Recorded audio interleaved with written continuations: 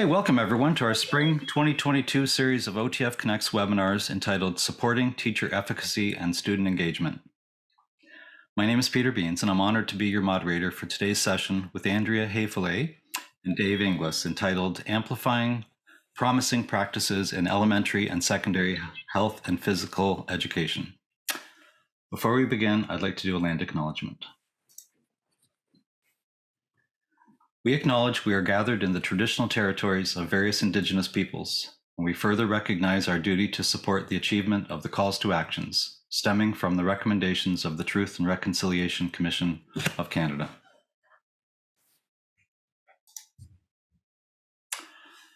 Please allow me to welcome Andrea Haefele and Dave Inglis. Andrea is currently seconded from the York Region District School Board to Ophea as a health and physical education curriculum consultant. She has been part of many regional and provincial initiatives that support the HPE Curriculum, healthy schools, and also the daily physical activity provincial policy.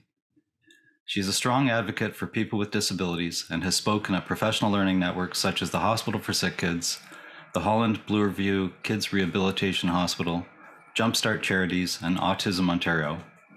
She uses she, her, hers pronouns and asks others to use these pronouns in reference to her.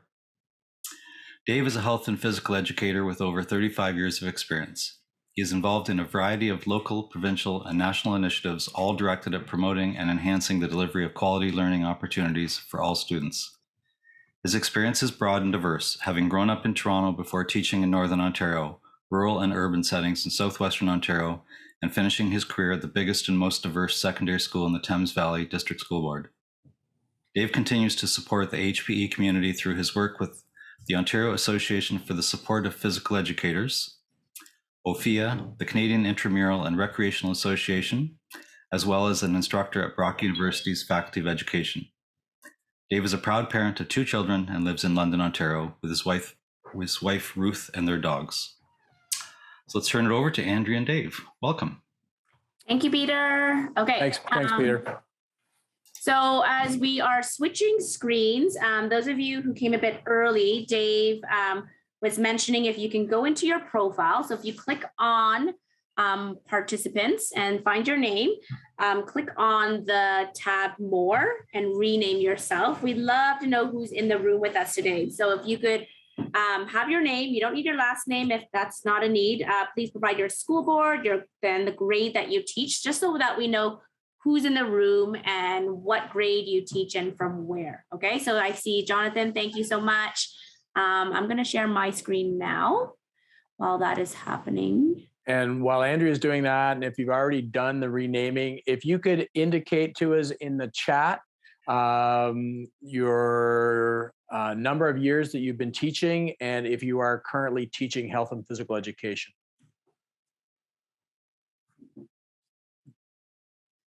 Just put it into the chat so everybody can see where everybody's coming from today.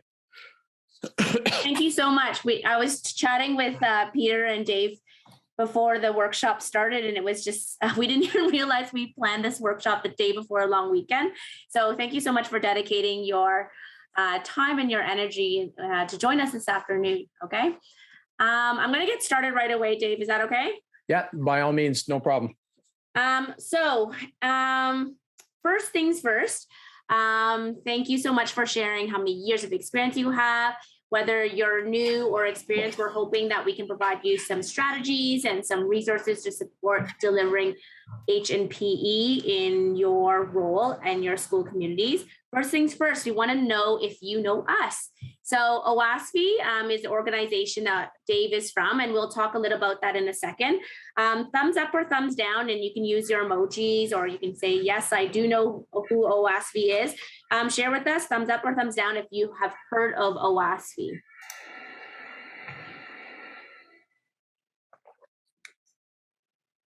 Looks like I've got my work cut out for me, Andrea. It's all right. Be honest. That's why we're here, right? And that's why you're attending this workshop. Ophea, thumbs up or thumbs down if you've heard of Ophea or know of Ophea. Awesome. Thank you, Rebecca. Thank you, Kathy. Awesome. Oh, some York Region peeps. See, that's from my home. Thank you. Kathy, where do you teach in Thames Valley?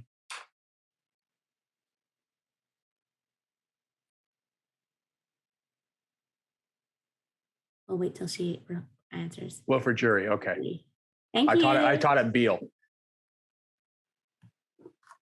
Okay, we'll get started onto the next slide. Awesome to see and read who is in the room. Because we're a small group, feel free to ask your questions along the way in the chat box. Dave and I, and also Peter, we will monitor it to the best of our ability. And if you have questions along the way, ask. This is why we're here right now, okay? Let me move on to the next slide. Okay. So a bit of background of who Ophea is. We've been around for 100 years. This past year, we've celebrated our milestone, our big 100-year milestone. Ophea has been working to support the health and learning of children and youth in Ontario. Ophea stands for Ontario Physical Health Education Association. Our vision is that all children and youth value and enjoy the lifelong benefits of healthy, active living. And we'll delve into that later into the workshop on what that looks, sounds, and feels like for each of us. We work in partnership with many organizations across Ontario, such as like we are today, in collaboration with OASPHE to share this session with you. We support in the development of resources, programs, supports, where we bridge policy and practice to support educators, physical activity providers across our province to deliver quality HPE. Dave, I'll throw the mic to you. So OASPHE is the Provincial Subject Association, and we work in collaboration with Ontario Teachers Federation, with Ophea. We're the practitioners. We're the teachers at the school level who are your voice, your advocates, your people that sit on the various policy tables within the province, within local municipalities across the province. So we're the health and physical education teachers, and we work in collaboration. And a lot of the resources that Andrea and I will talk to you about are written in collaboration. Ophea is the repository for many of them, but they're written with OASPHE and OASPHE representation in most cases. Yep. Yeah, you basically summed it up. So we'll share more of what we do and where to go later.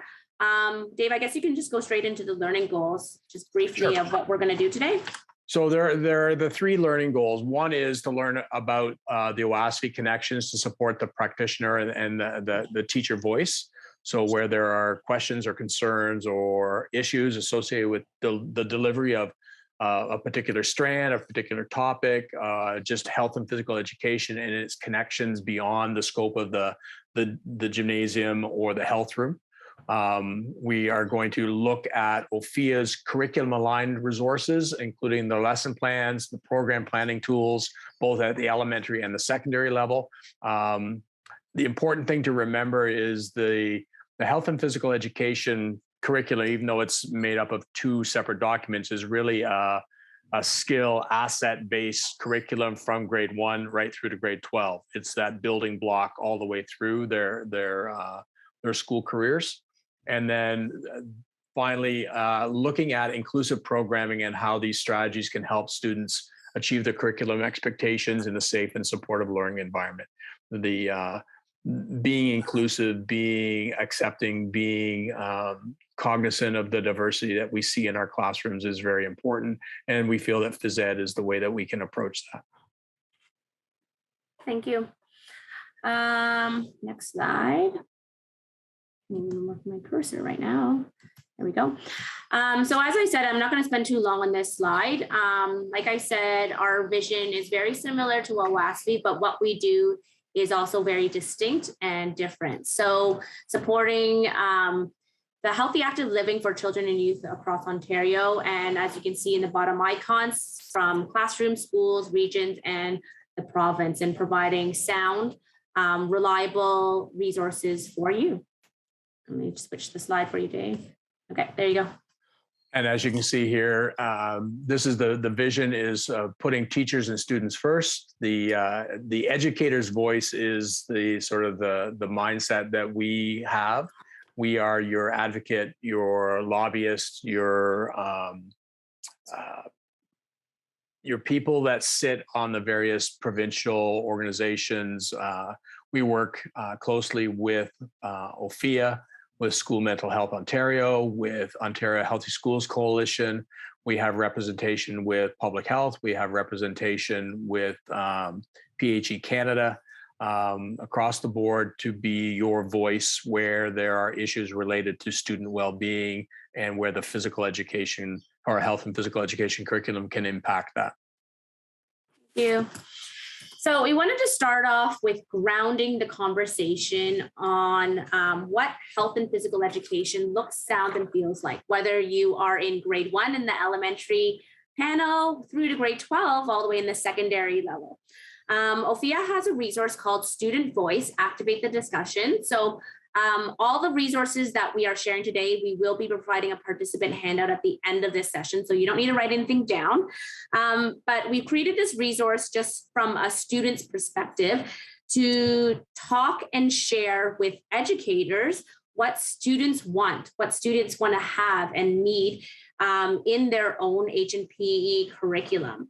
I'm not going to go into it further because I'm just going to press play. But while you watch this video, I want you to think about and identify your own vision and or goals in your own HPE program in your school community. Okay.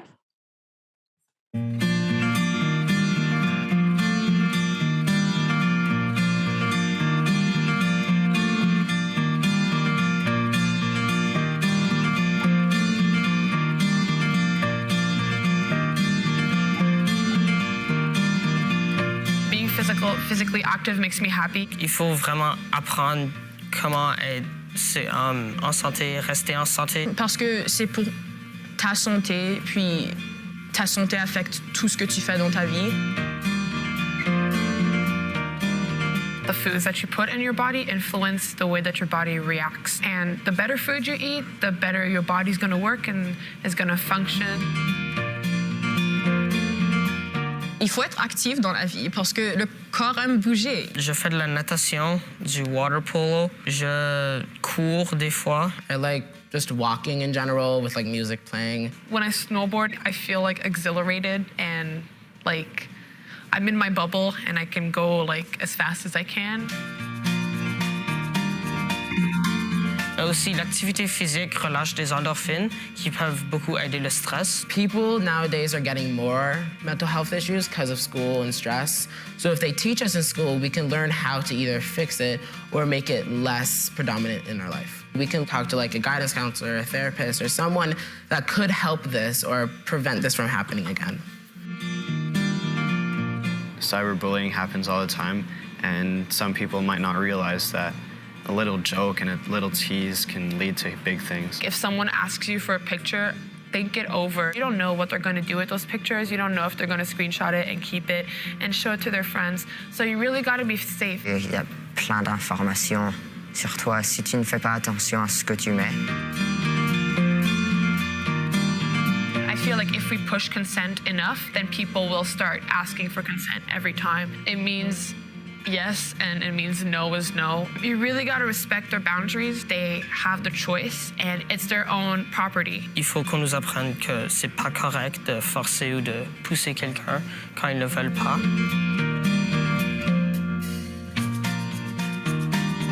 The whole world is made of diversity, different races and body shapes and sexualities. We're not all the same. There's people that just don't even know what gay is or bisexuality is. So if we learn this in school, people will have more of an open mind and there'll be more acceptance.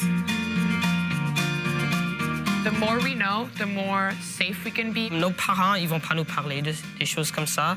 Donc si on n'apprend pas à l'école, on va pas apprendre nulle part et on va peut-être faire des décisions qui sont pas très bonnes pour nous ou pour d'autres personnes plus tard. Quand tu regardes autour puis tout le monde est comme normal, quand on parle à propos de la sexualité en salle de classe, ça rend que toi aussi tu vas juste être comme OK.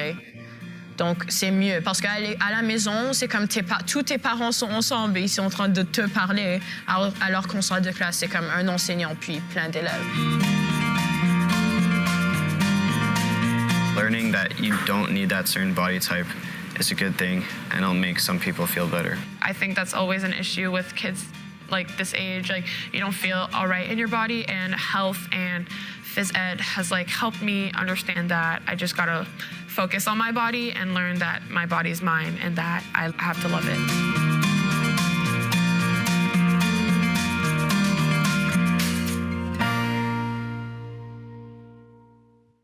Okay.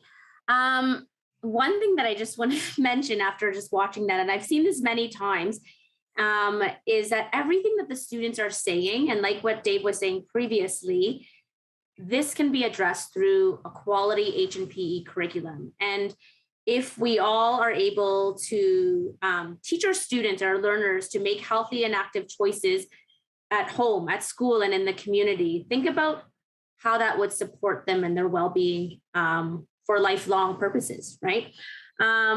So what we're going to do right now, we're going to jump into an interactive part of our session where I'm going to share a Jamboard with you.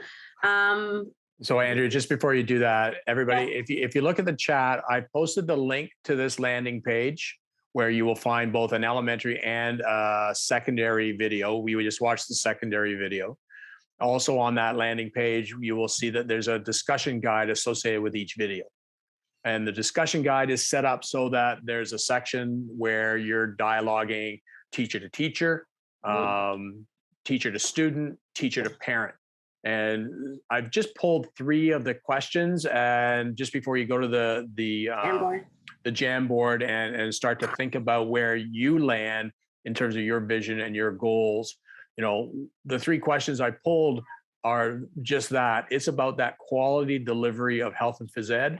And when Andrea and I were talking about how to frame this particular presentation, we approached it primarily as health and physical educators, but in terms of its support and the support that health and phys ed has to instill that sense of well-being, the importance of being physically active, making healthy choices, everything that aligns with what's taught in our curriculum and supporting our students as they transition back to a more normal school environment. So that was sort of the frame from which we approach this delivery. Thank you. Okay, as Dave puts the Jamboard link in there, I'm sure everyone knows how to use the Jamboard. Click the link, and I'm gonna stop sharing to switch to the Jamboard to on my side so that you can see. Sorry, everybody, I'll be with you in a sec. No worries. And again, if you want to turn on your mic to participate, that's fine. Okay, thank you. You're in. Okay, share screen. Okay, so you should have the Jamboard. I see people entering, thank you. Link open on your side. So if you're new to Jamboard, on the left toolbar, there's a, you see my cursor right now, a sticky note. If I put my cursor over it, all you have to do is click the sticky note, write your comment, and then we post it. We're only staying on this page for now, the board number 1. We'll come back to board number 2 later. Andrea, it's not writable, so you'll have to change the permission on it. Oh, okay. Wait, let me see.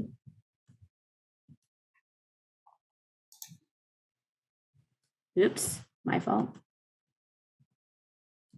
Okay, try it again. Press refresh. Thumbs up.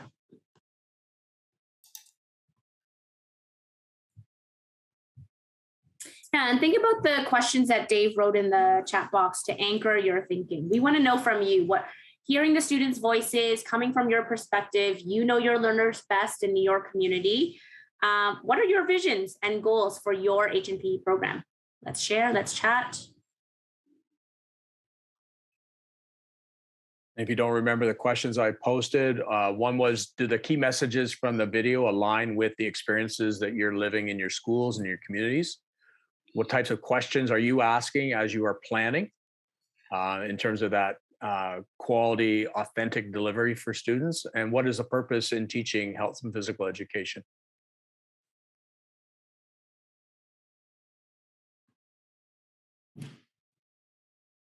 There are no wrong answers, so just put up whatever comes to mind.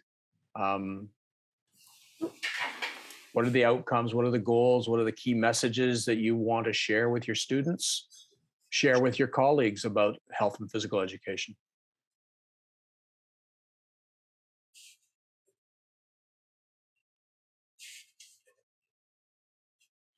Dave, I'm even thinking like my own children, and especially coming the 2 years being online, face-to-face, hybrid, all this and that. Enjoyment. Like enjoyment is such a huge thing in this program. And if you don't have that, think about how that might affect our children and youth in the future, right? And how they see physical activity and connect with that.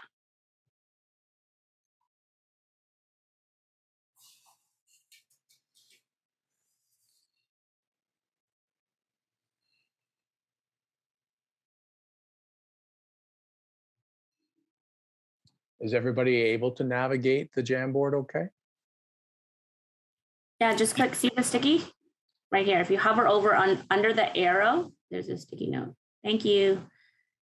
And if you don't have the toolbar, you may have to refresh the screen. Yeah. And if you're having trouble, go back and just throw your thoughts into the chat, and I'm happy to share with Andrea and Peter, and we can update the Jamboard for you. Yeah. It's very interesting, right? In ensuring that the students who enter in high school continue their H&PE courses after grade 9. It's so difficult. There's so many options, after grade 9 that they can go into, particularly if you're in a big school. Yeah. That is one of the issues too, though, is that while most school boards mandate or suggest grade 9, you don't have to take it in grade 9. Mm-hmm. The idea that you need one physical education credit, okay, we would prefer that you take it all the way through.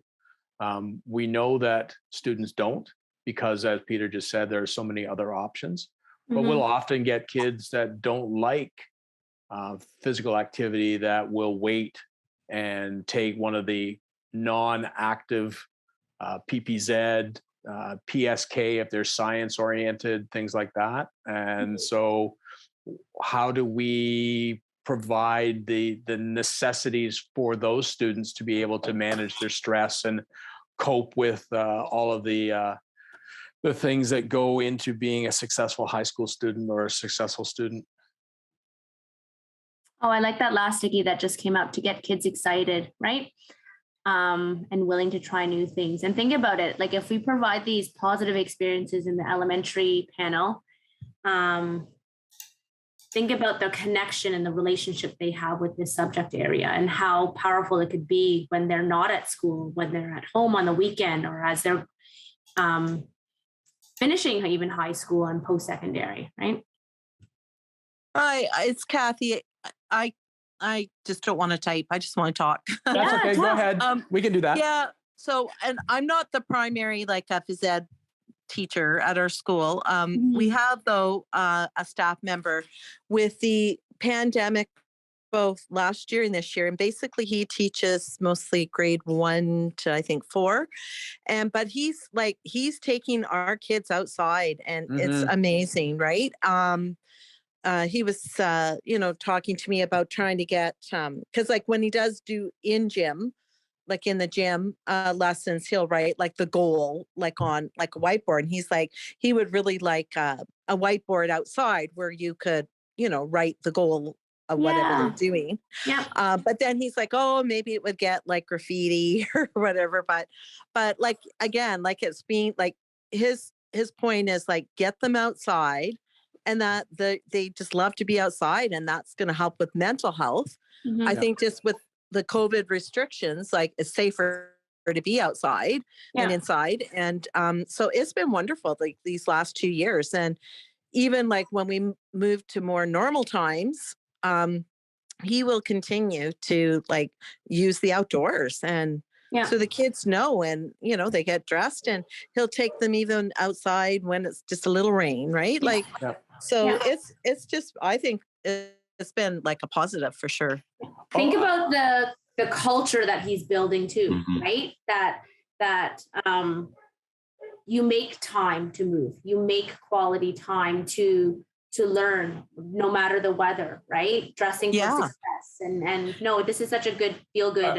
Are others seeing the same thing in their schools? Are your, not just your phys ed, but are your other subjects and your other teachers, are they taking their kids outside? They're walking and talking and teaching the lesson. They're being mindful of their community and their surroundings and things like that, getting them into that habit. And I think that's the other thing you'll see a little bit later, those habits that, as Kathy just said, that are being instilled in these people now, and the mindset that the teachers have, what's the carryover beyond the scope of school?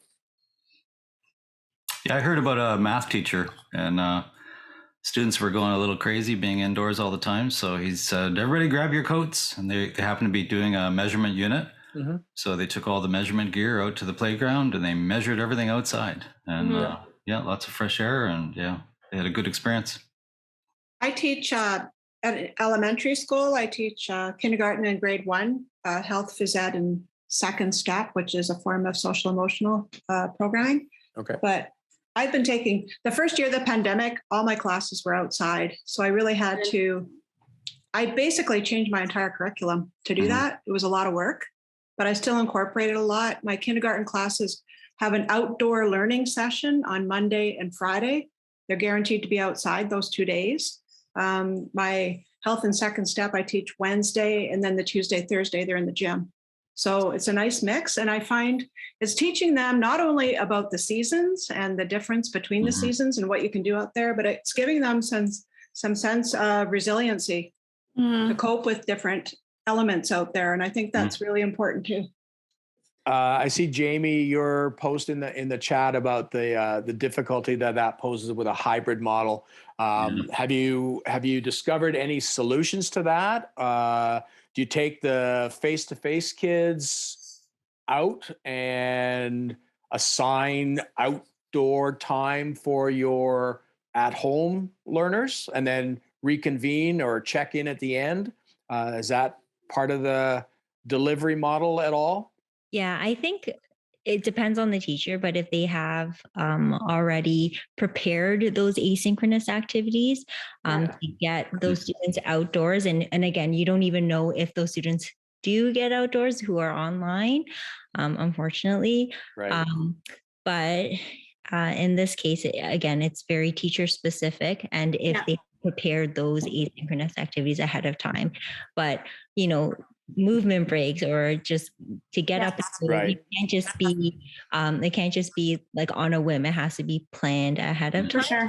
And I think that's an important part of the quality delivery. Like, if you want the kids to go outside, you have to be thoughtful about how you plan it, making sure that it's communicated ahead of time so that they are ready and prepared. And when you assign it there, you hope that there's a way for you to check it, or for them to report back that this is what they did, or keep a journal or something along those lines. But it is around that quality delivery that you want the students to experience the phys ed curriculum in its entirety. Absolutely. And that accountability on the student side as well. For sure. Any other comments in the group? Feel free to just speak your mind. Go ahead, Rebecca, your hand's up. Sorry, I just have a crying baby at home. Okay. But I was just going to say that in thinking about like the mental health aspects and where we're kind of meeting kids where we're at coming out of a pandemic, we have found with like being at a really large school is that we are doing a lot of exactly that, meeting them where they're at. We have a lot of kids who are really have their mindset like, I'm back, I'm ready to participate, I want to be active, I want to be competitive. And then that there are kids who are still like super fearful and like, oh, I don't really want to be around people. I don't want to be in close contact. I don't want to touch the same equipment that other people have touched. So we have found ourselves like splitting time, splitting phys ed a lot of the time. Like one side of the gym are students who are ready to be more active, more competitive. And the other side is, you know, like, hey, maybe we're not there yet. Maybe we want to be like a little less active. Maybe we're going to do walking instead of running. And I think also the outside piece has been really helpful to kind of mediate that too, like having that option now with the nicer weather to take kids outside and say, hey, this maybe isn't a so scary space. Yeah, more natural. No, it's really nice. Like Dave, this goes perfectly into our next slide, where we need to meet our learners where they're at. They are not at their standard mainstream grade 4, for example, where they should be in April, right? A lot of them, I know in York Region, came back face-to-face mid-year, or have never been in school for the past 2 years and just coming back this year. Or some kids have never even come back to face-to-face and are still online, right? So it's also nice to hear, Rebecca, that like teachers are taking the time to understand where their learners are at to make sure that they're going at their level. And it's okay. I feel that like sometimes teachers need to get permission that it's okay to not, you don't have, it's not a one size fits all, right? Yeah, and you have to make it work for you, and you have to make it work for your students. Just before we go to the next slide, there's a couple things. One is the Ophea site has the Learn at Home or HPE at Home resources that you can access. PHE Canada has similar resources. I think it's HPE at Home is what theirs are called. Yeah. And there are resources posted on our website as well that I'll show you later that are designed to help support with adaptive activities, modifiable activities, activities that are transferable indoors to outdoors, things like that. So just want to make sure that everybody has seen those or is aware of those. And I think we have them on our one-page link that Andrea and I put into the slide deck at the end. Thank you. Okay, so without further ado, we want to anchor this, that everything that we were just discussing and everything that we're talking about is founded in our curriculum under the fundamental principles in H&PE. And this is the 5 guiding principles for elementary and secondary. And when we share this, what I've done is I've taken the text of the 5 principles that are mentioned in the curriculum, and I copied and pasted the text to create a word cloud. So if you don't know, a word cloud is basically where you insert a bunch of text. And what this program does is takes all the high frequency words and makes those words more bold in a bigger color, in a more bold color or larger font. So if you check out right over here, I took those 5 principles from the curriculum, and the words that stand out are health, learning, physical, education, students, right? Students at the front and center. And the reason why I did this as a visual is just provides us and anchors us that, hey, it's more than just the sports, the games. It's so much of the learning is transferable. And we really want to understand that our learners have the skills, concepts, and strategies to have the confidence to know what to do when they're feeling sad, to know where to go if they need help, to understand what a healthy relationship looks, sounds, and feels like, okay?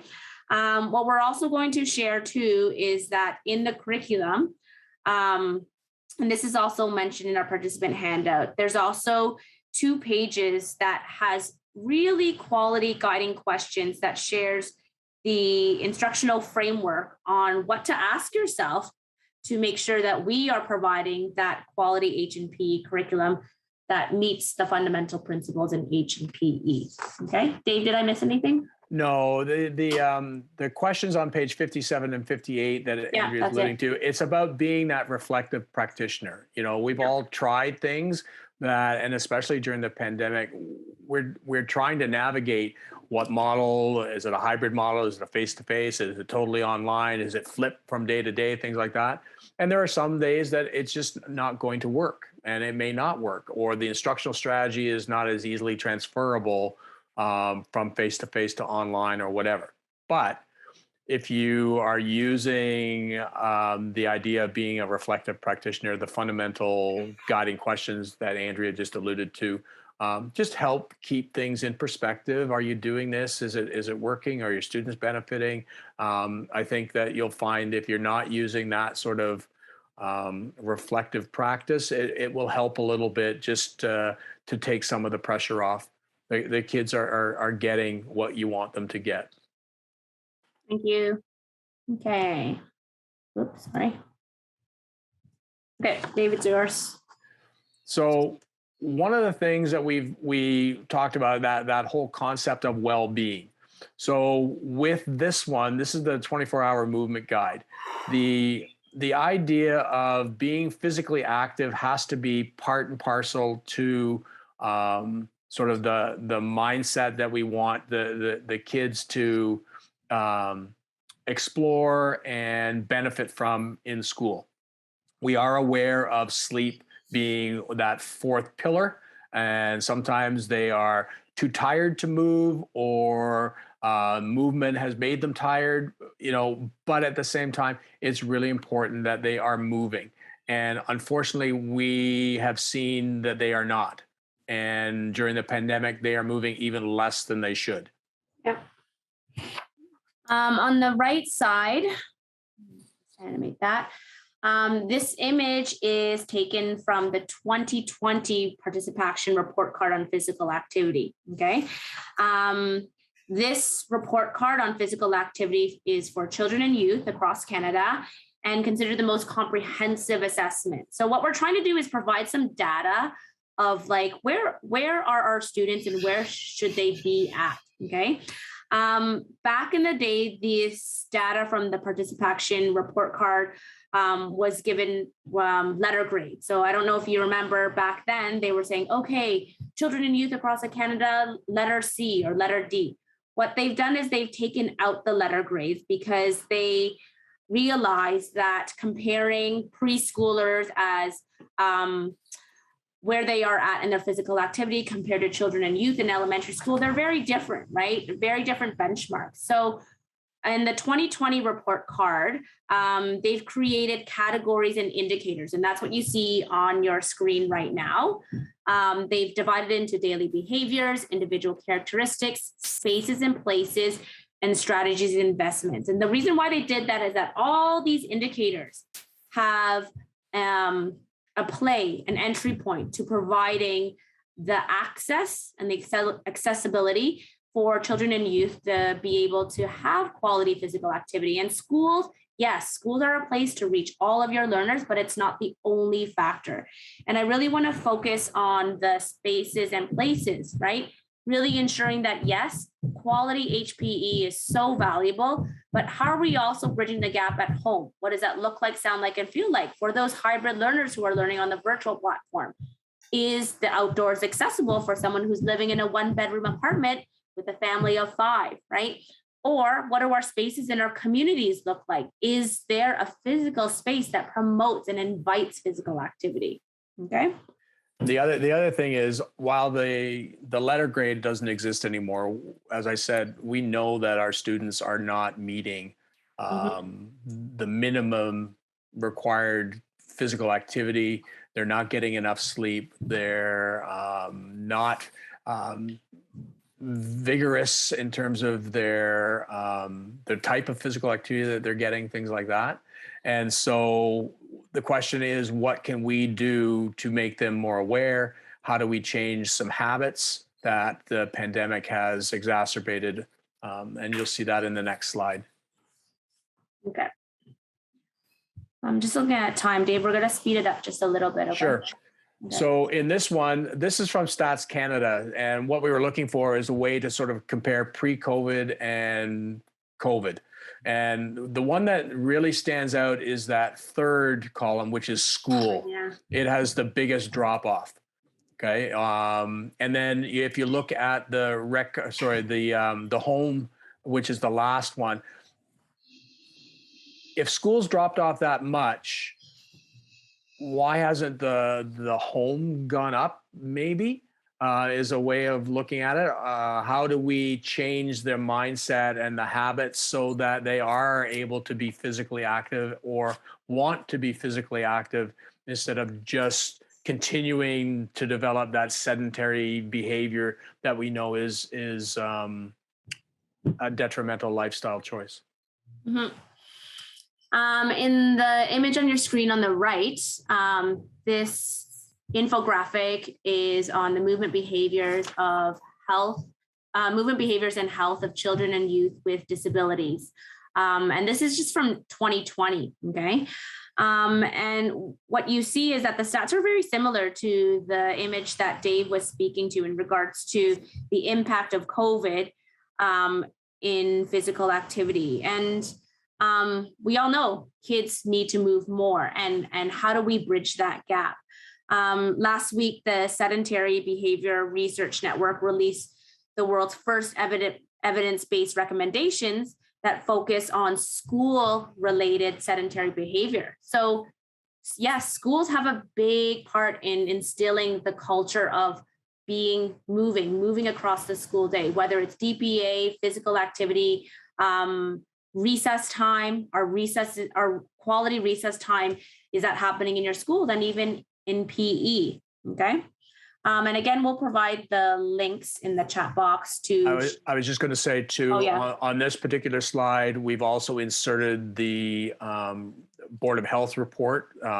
Toronto's public health doctor the other day indicated that, and it was Toronto-centric, but due to school closures and the way the pandemic has impacted school and learning, youth have experienced unintended impacts in mental health, substance use, nutrition, physical activity, negative impacts on their dental health services and vaccines. And that the global studies report the rates of anxiety, depression, stress, and loneliness have more than doubled for pre-pandemic levels. So all of the content that has just come forward there, that's content that's in the health and physical education curriculum, and trying to help students navigate, giving them some tools and some skills is the approach that we can utilize our curriculum. There we go. So what, now what, right? How do we support students' well-being and ability to learn? I call this our Bible, right?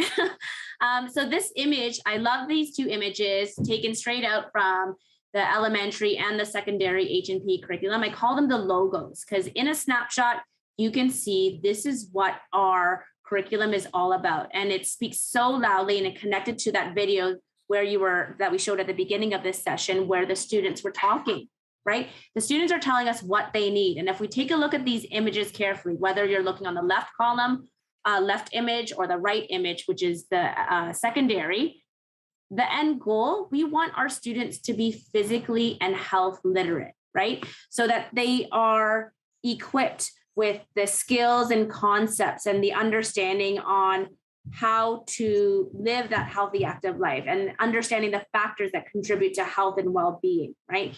And the reason why you're here today, you see the gaps. You understand that if educators do their job and are able to bring this curriculum to life meaningfully in a sound way, we play such an important role on our children and youth's well-being. And I can talk forever about this, but it's really important to understand that this curriculum is more than just playing games and more than just physical activity. There's so much more to it in regards to their health and well-being, right? Their mental health, understanding the concepts and the skills, even from in the human and development and health, sexual health topic area too. Okay. Dave, did I miss anything in this one? No. Okay. I'm going to jump to the next one.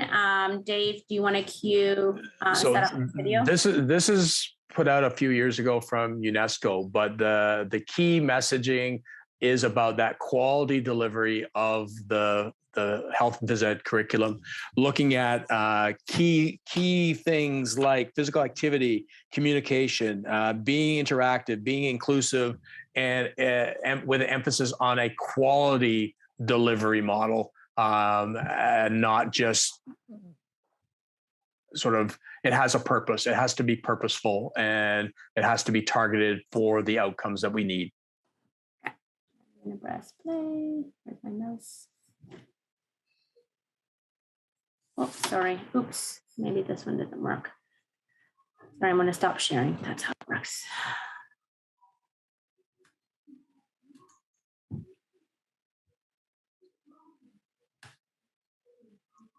If not, I can share my screen. Yeah, share your screen. I don't think I forgot to embed this link. Okay, hang on.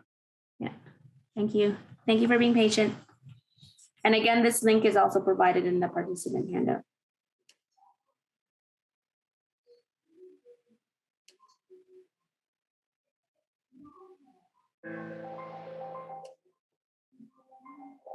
Everybody hear that okay? Yeah.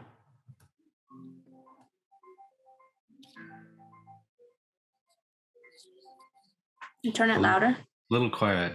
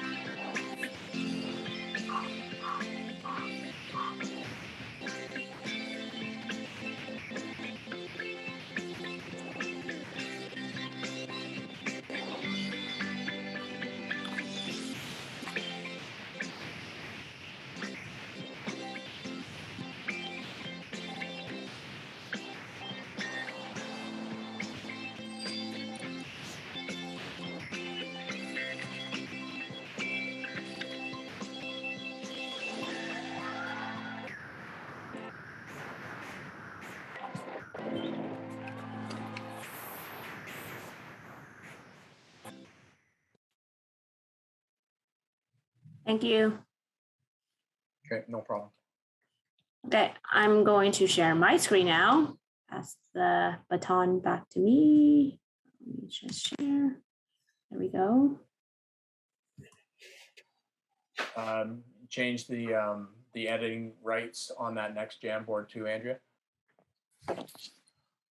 Oh yeah, okay. You know what, I'll just go straight into the Jamboard. Why don't I do that?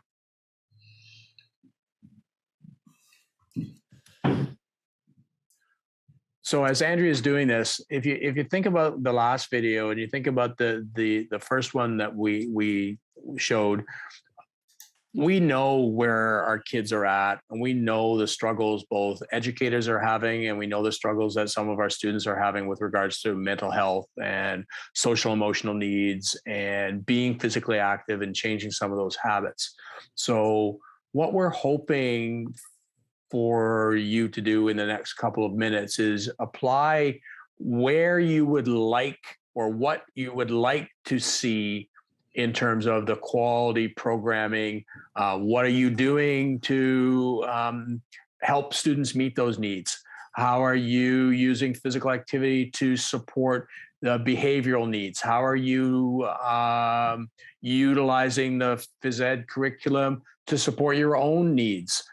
Anything that you can think of that sort of is an effective way of utilizing the health and physical education curriculum in the community that you teach and with the students that you teach. And again, if you want to turn on your mic, you're welcome. Yeah, so Jamboard, mic, chat put it in the chat, whatever you want to do, we can steer the conversation any which way.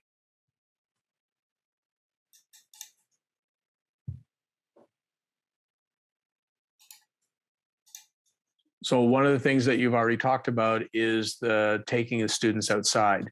The question is, are you going to revert back, or are people going to utilize being outside more so now that they have seen the benefits of being outside as we return to a more normal school environment? You want us on page 2 of that slideshow of the Jamboard? Yeah. Yep.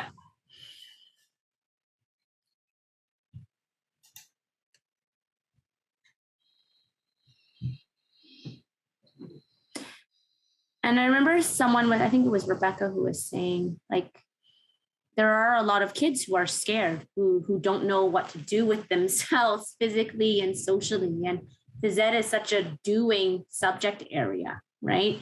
And think about how phys ed can meet those learners and where they are at. That's just spinning in my head right now. Yeah. So how can phys ed support cognitive needs, social needs, emotional needs, mental health, overall well-being, support from families?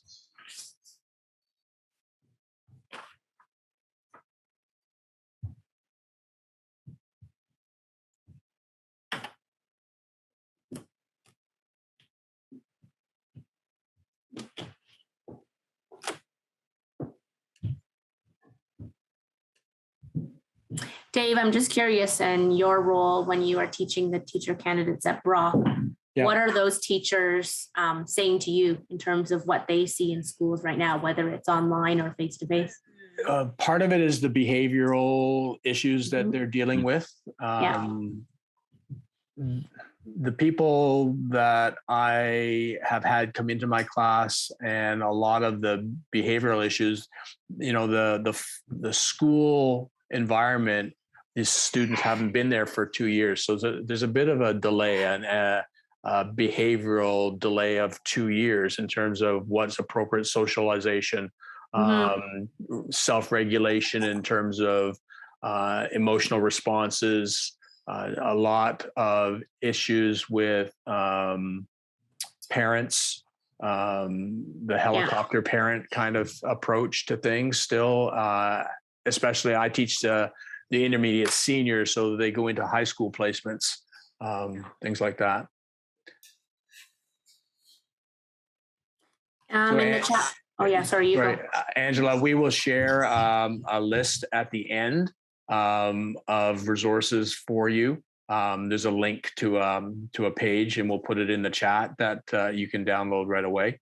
The other thing is the Ophea web resources, or the web page that Andrea will talk to you about, has a whole variety of things, along with PHE Canada, and there is material on the OASPHE site, but it's behind a membership page, things like that. So the resources are available, and we're happy to direct you to whatever you need. Go ahead, Rebecca, you have your hand raised. I just wanted to say, I think, to answer your question about being outdoors, I think that is something that should stay. For me and our program where I'm teaching, it's going to stay. I think it's been a good way to navigate that fear in students. And I think that fear is something we're going to see for a while. Yeah. In order to bring mental health more into the phys ed space, I'd love to try or see a more body brain approach where, we are doing things that with our bodies, moving our bodies, stretching, exercising, that are supporting kids and showing them ways of coping or mental health strategies, things like that, as a way of showing them that fitness and active bodies can be a way of a release, a way of changing your mindset, changing the thought about your day, in order to, help, us move forward through, what these kids have been through in a pandemic and just living behind a screen for so long. Yeah. So one of the questions to that end is how are you using DPA, or are you using DPA as those body breaks? I talked to the students at Brock a lot about students needing to be up and moving. So we've been looking at a variety of instructional strategies, collaborative learning, gradual release to try to get students up and moving in a classroom environment. In terms of the DPA, even if it's not the moderate to vigorous, but it gets them up and moving. And now you're connecting the idea of, well, tell me how you feel after doing that compared to how you did before, things like that. Do you find that you're trying, or your colleagues are trying to use more physical activity in their classroom environments? I would say yes, for sure. More often than not, like when we're picking kids up to come to phys ed, they've already been doing some sort of brain break, physical activity in the classroom. So staff are almost preparing them for coming to the gym and being in a more active space. Great. Pamela, what is box burst? I know what box is, but explain burst to us. Is it just like a They're quick. And I used a lot of them when I was teaching virtually as well. I led them, but they actually have them presenting now in video format. So you can play them in front of your students in the classroom. And they usually have 2 children and 2 adults involved that are doing some physical exercise. Right. It's really good, at least at the kindergarten grade 1 level, because the movements are pretty straightforward. They're not complex dance movements. They're hopping, skipping. Yeah. Basically the box requirements that are usually there, but in video format. I was going to say there are lots of apps that teachers have been really good at incorporating into their online platforms, for sure, that allow that to take place. I know a lot of teachers have created their own sort of Google Classroom with mindful resources or mindfulness resources, yoga, a variety of things that are designed to support students, to give them that body break. Jonathan, I feel your pain. Things have been prioritized across the province very differently. We would like to see a more universal approach. It is having those conversations at a policy level within a school board, so that it has equal weight as your literacy and your numeracy minutes and things like that.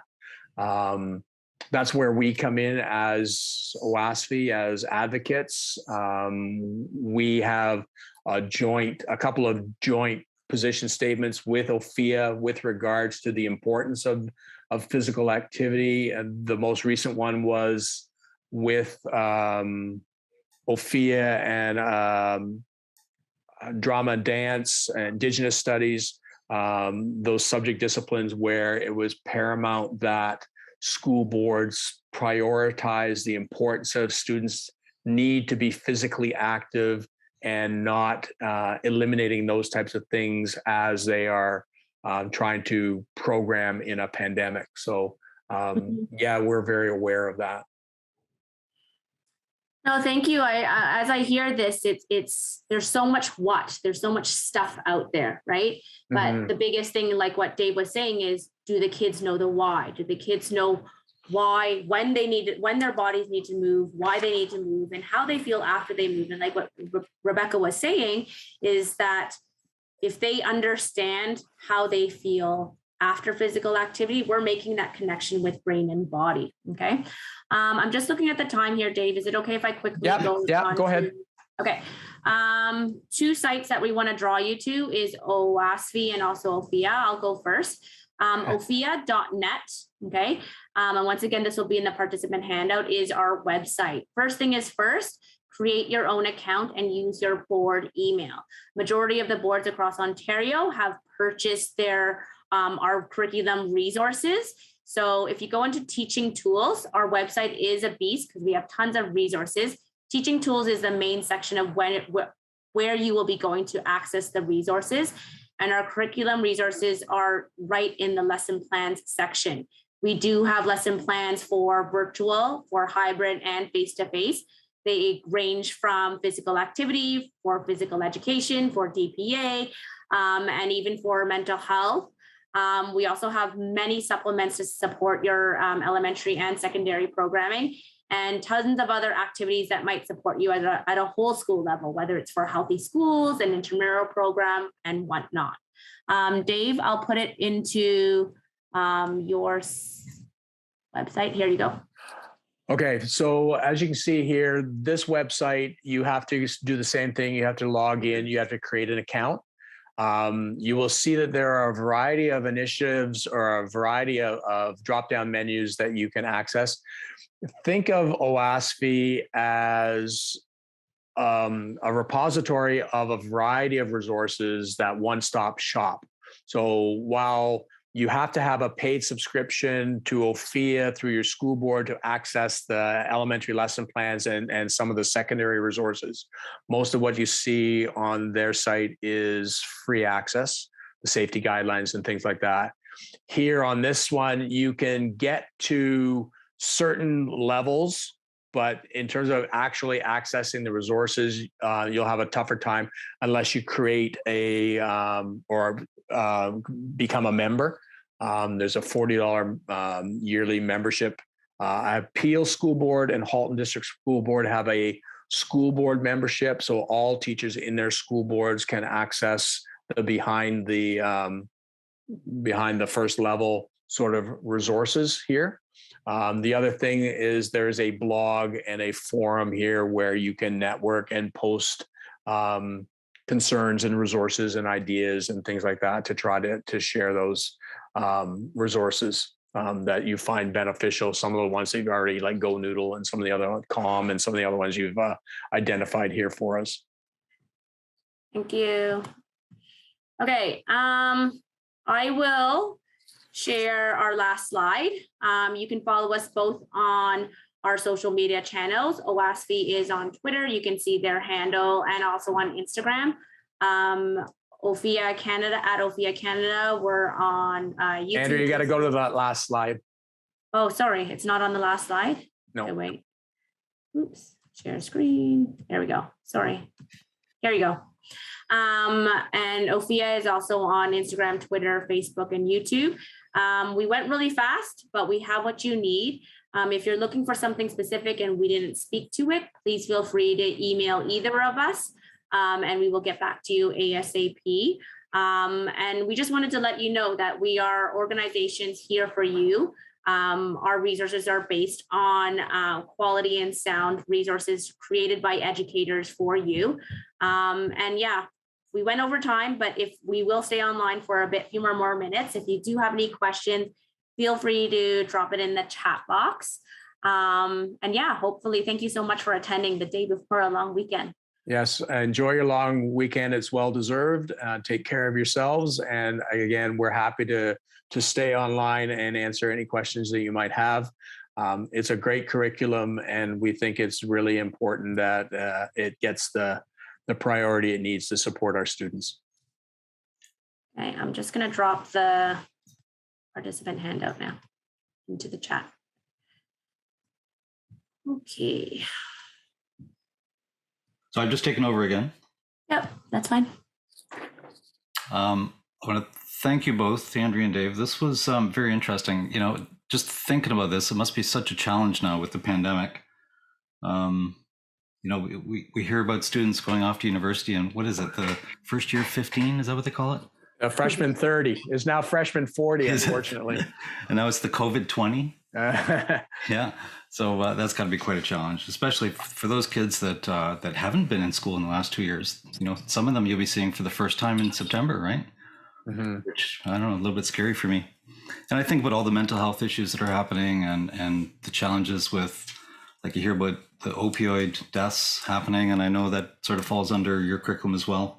A lot of the mental health stuff, School Mental Health Ontario, both Ophea and OASPHE work very closely with, and they have really good resources for both used by teachers in the classroom and used by teachers for themselves, for teachers. Yeah. And Andrea mentioned something really important, and that's the why of why this is going on, right? You know, for me, I have a mother in a home with dementia, and it's diet induced. Mhm. And that's something that, you know, if we had known this like 40 years ago, right, I'm sure that she would have changed her diet. And yeah, so your job is so important. And anyway, thank you so much. Let me just, I have to switch screens here for one moment for myself. You will be receiving an email. I guess it won't be tomorrow because that's a holiday. So probably Monday or Tuesday, whenever OTF's back in the office, Okay. with a link to the evaluation form. Although I am going to give you the link in just a second. And then you'll also receive a series of links. So it'll be to the slide deck as well as some of the other resources. I'll also be taking the chat window and going through that and any of the useful resources in there. I'll be including those in the notes as well. And a link to the recording. So that'll be posted on YouTube on their channel, which I'll be sharing in just a second. And let me just open the chat. Okay. So there's the link to the feedback form. So I would appreciate, I know that you can wait until, you know, you get the email, but then often we don't take care of it, do we? So if you could take care of this tonight, I would really appreciate that. So I just dropped the link in the chat for you. And then before we go, I want to mention two resources from OTF. One is the PD calendar, which I think a lot of teachers don't know about. So if you're ever thinking of taking an AQ or an ABQ, this is sort of a one-shop stop where you can go and you can put in, for instance, the discipline that you want to investigate or the course you want to investigate, and it'll show you all the faculties of ed or the unions that are offering that course. So there's the link. Actually, I'll drop those links in the chat as well for you. And then lastly, the YouTube channel. Nice. Yep. So I would encourage you to subscribe perhaps. And then lastly, of course, you all know about these series because you're here. So this is the 6th of 10. Our next one is going to be Tuesday, called Diverse Identities and Voices in the Classics Classroom. And you all know where the site is, obviously, because you have registered for this. So there are 4 more, I believe, in this series. Somebody was asking me earlier about the summer series, and I don't have an answer on that yet. So there may be more. So anyway, thanks so much, everyone, especially right before a long weekend. We really appreciate it. Thank you. Appreciate it.